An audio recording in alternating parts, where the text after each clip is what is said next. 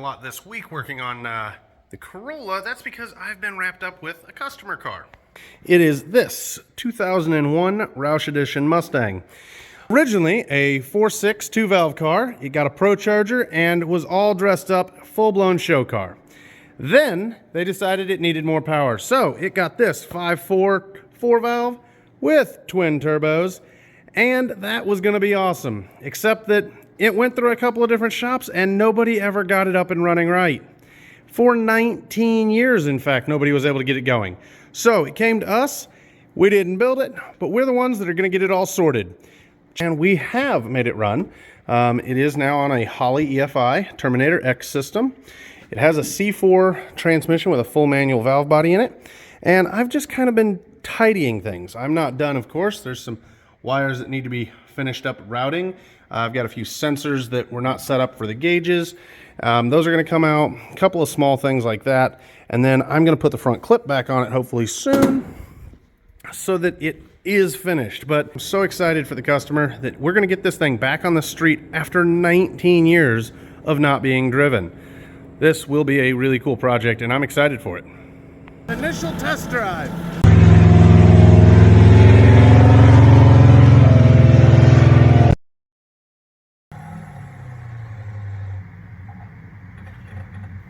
I turned around and it just died.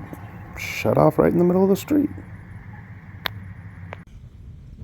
Well guys, I'm making a walk of shame right here. The Mustang I've been working on, it's right there. That red Camaro you see turning around way back in the distance, that's the owner. He was adamant that he wanted to come see it for its first drive in 17 years. And I said, okay. And it made it there. Battery dumped. Then I got a jump box, got the jump box hooked up, and now I have no fuel pump activation, so, woohoo! Oh yeah, everything's working just as I'd hoped. Except for this. Not how I thought it'd be coming back after the first test drive. Alan seems to be enjoying the moment though. Okay, so last night I was working on that Mustang, and I determined in the car that the fuel pump seemed to be bad. I could put power to it. Nothing. I got a kind of a click almost out of it, but it seemed like the pump was seized up. So today I pulled it out and gonna do a little bench testing on it. Just applied power to it backwards.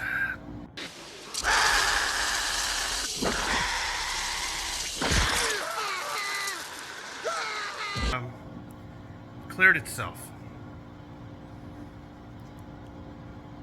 I smell like gasoline and my eyes burn. Like I said, last night I could activate it. It just clicked, it jammed up, pulled a bunch of amps. Was unhappy. For some reason I thought, I wonder if it's stuck on something. I'll just reverse it. And wow, there is not a lot of volume in there you would expect, but it went everywhere. Took the other end of the fuel pump apart.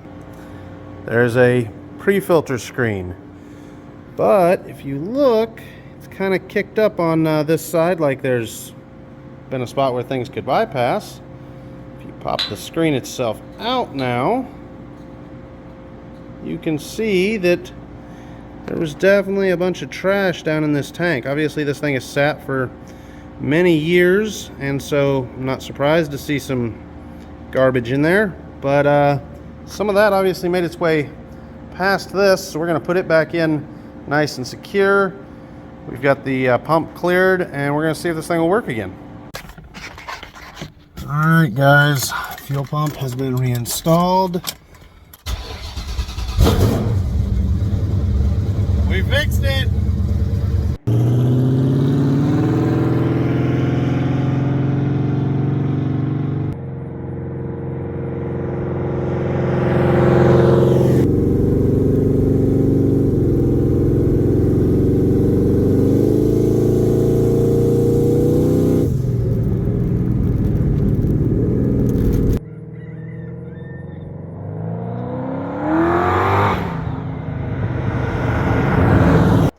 We've got a handful of things left to finish on this car, but I am glad to say that it does run, and it's going to be back out on the streets, reclaiming all the glory it used to have.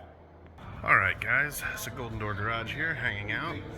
We're we're in a paddock of sorts. There's Ben, there's Alan. What are we doing in a paddock? Well, we are out at Charlotte Motor Speedway with some good friends, and we are going to enjoy the Extreme Experience supercars. So, Lamborghinis, Ferraris, they've got some Hellcats, there's a GTR, a couple of others out there, R8, Corvette back up here. Should be a lot of fun today.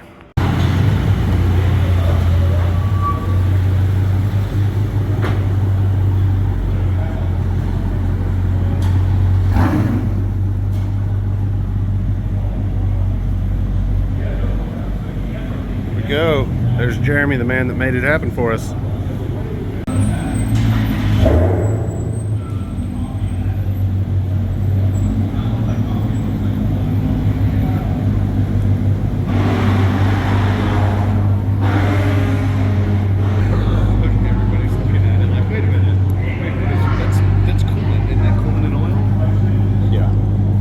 That's that gasket, typically.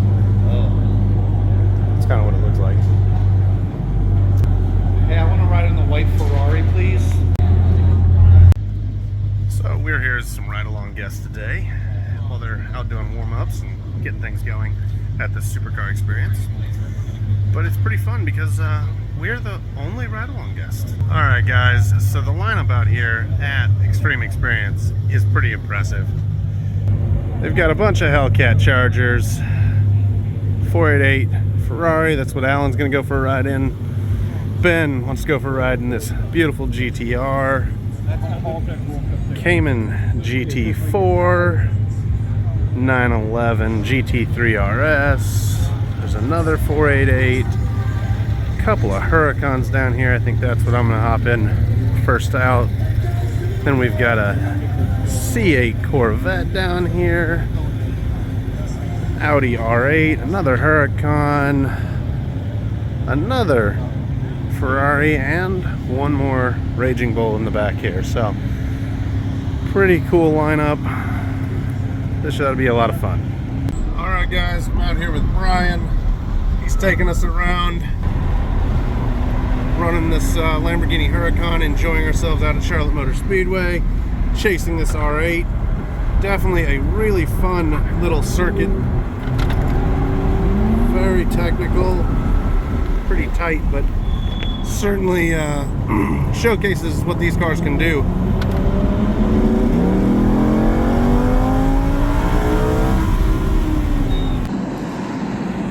God, I'm so happy I moved down here. Yeah, it's really cool down here. It's really, really cool. I like it. I like it down in the south. Oh, this is incredible. Isn't it amazing? This is way better than a roller coaster. Yeah.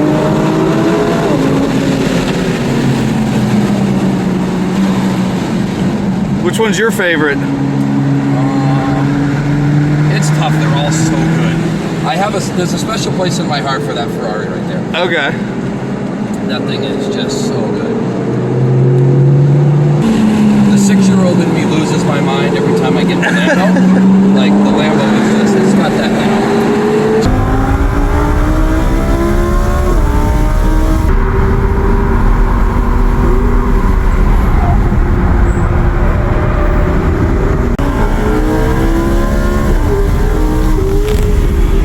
God, how does this happen? I was supposed to just be at work today. That's what happens when you know the right people. Right? Okay, so that was an absolute blast, guys. I have got to say, if you've never done it and you get the chance, for sure, go check out Extreme Experience and go for a ride-along. I know the ride-along doesn't seem like it to be kind of fun. You want to go drive the car. I will tell you what, I'm a car guy. I love driving and getting after it. But my driving instructor, Brian, was truly top-notch. He pushed that car way harder than I would have in the same amount of time on that track because he's already comfortable with it and comfortable with the track. So fantastic approach to that experience. I love it, and I would definitely go do that again. Alan and Ben, they had a great time. They got to ride along with Steve and Jeremy, who actually was the one that set everything up for us, so huge shout out to him. Thank you. And now we're back to the shop, and I guess we have to work? I definitely would rather spend the day driving Lamborghinis. Okay, so we last left off with the Corolla having the motor all Cerakoted up and sitting on the floor, and we'd found some really bad stuff under the hood. I was impatient, so I had to go ahead and see what it looked like in there. Can you blame me? So engine is sat in here, but also for the first time, we also have a transmission. There is our 4L60E. You can see where we cut the firewall out to make it fit. And I actually have some more trimming to do. You can see it's kind of hanging up over here. I'm a little tight in this side. And over here I need to notch out just a little bit. So I'm going to work on some of that and then probably pluck this thing out. I've got everything ground down and marked off where I'm going to do my stitch welds to tighten the front end up and finish repairing that where we had previously found an issue. Also, once we cut the few little bit more pieces out of the trans tunnel area, then I can actually build my cross member and put the transmission in because it's sitting a little off from where I want it. I actually want to take that motor and transmission and tilt it a little further forward than where it's sitting right now. But super happy with the way that looks. It's going to be awesome. Already cut a little bit on the interior. A few spots in there I needed to clear some stuff with the transmission. Underneath, I've notched out a little further on this side and over here, just a little bit that I needed out of the way. Took the dead man stand, ran the back of the transmission up to the appropriate height. I do have it sitting on our motor mounts we built, but I didn't have them in there tight because everything was a little bit off. So they're just put in and not all the way snugged up, but that is where I think I'm gonna sit. It gives us quarter-inch clearance or so from the highest point on the rack to the oil pan. Solid mounts, it shouldn't be an issue. And we have a nice amount of room right here that I can put the fittings in for the remote mount oil filter. That way we can have an oil feed to our turbo and that sort of stuff. So coming along nicely. I guess next is going to be fabbing up a rear trans mount because the one that I stole out of our donor vehicle is a bit overkill. This was the factory GM setup, and it's pretty huge. So when we put this up here, yeah, I don't think that's gonna work. So we're gonna build our own. Okay, so I set up a transmission cross member, cut out the plate that I wanted to go across. Now I need to add some braces to it. I already have mounts in the car, and it's time to go ahead and get it going.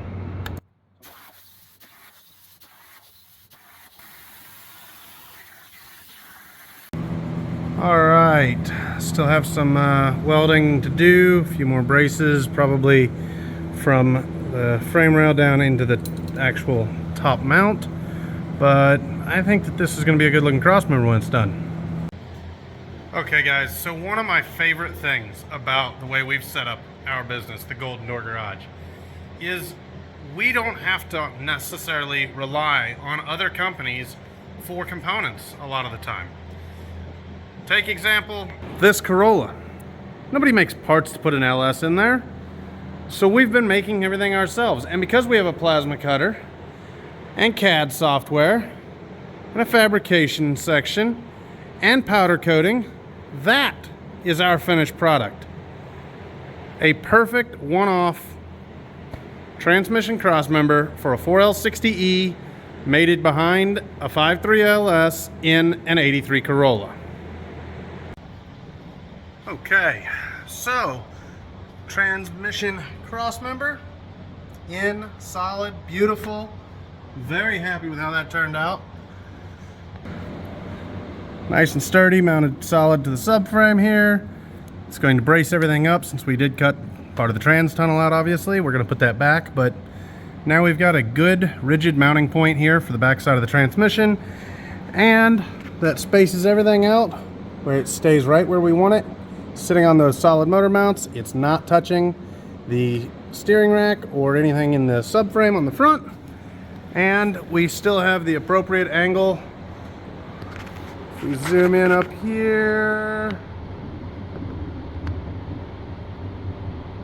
we're still the direction we want with a little bit of tilt back on the engine. So everything is set. Now I can pull this thing out and finish the work on the front end that I needed to do last time. Well, that's going to conclude this episode of the Golden Door Garage, but we definitely made progress on the Corolla, got the trans mount in on that, had some unfortunate news that I will share with you guys when we have all the details next time regarding this Mustang. And we had a Camaro come in. So hopefully we can get that up and running and get everything taken care of. And we will see you guys next time. Like, follow, and subscribe.